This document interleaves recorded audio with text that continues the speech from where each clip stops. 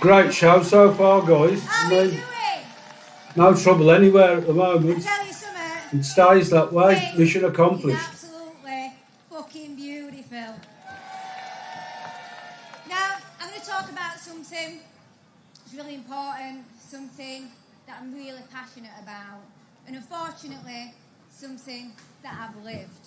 Now, I'm going to start with Rotherham, a town that you've probably all heard of. When I was 14 years old, I met a man called Arshad Hussain.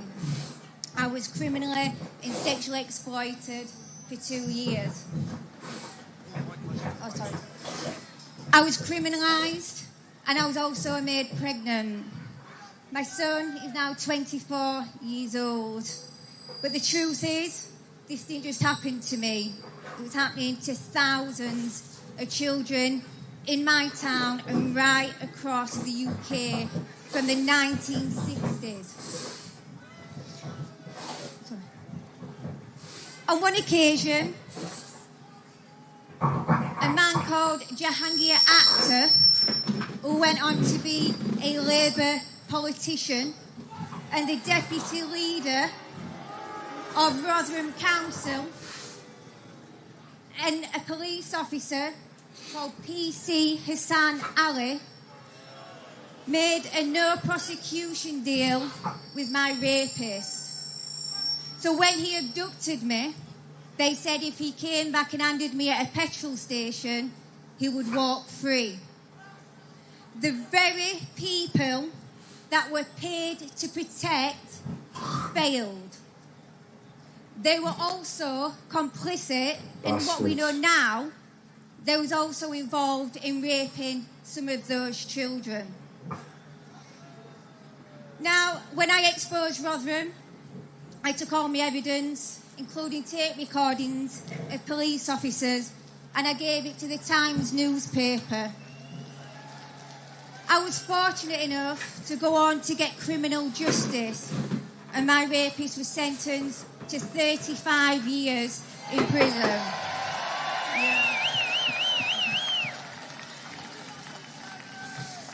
Now, I continue to work as an activist because, as I say, this is something that's been happening all over the country and something that is still happening today. People think that this is a thing of the past. I tell you right now, it's not.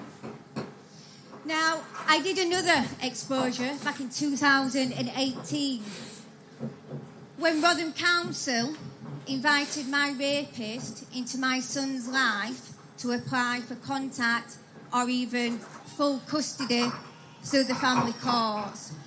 Now, many people will know how corrupt our family courts are.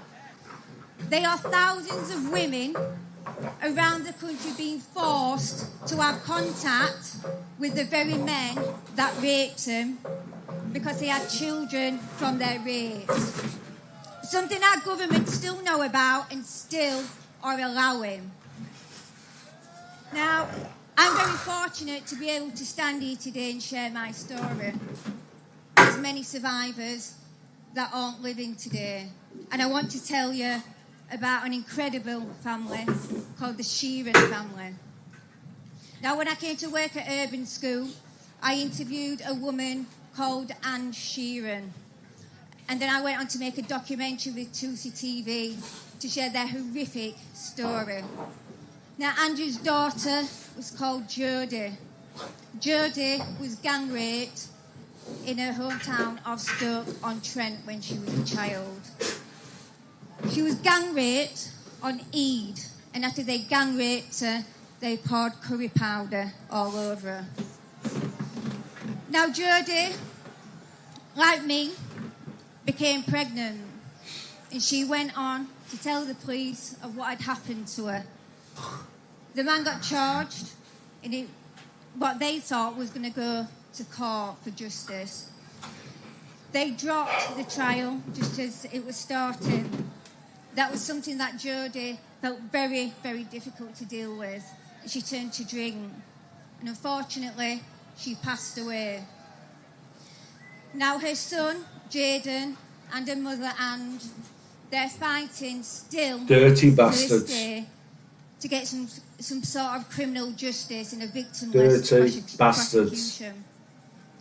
Now, before I go, I'm just going to ask you all to support the Sheeran family, just like many of you have supported me.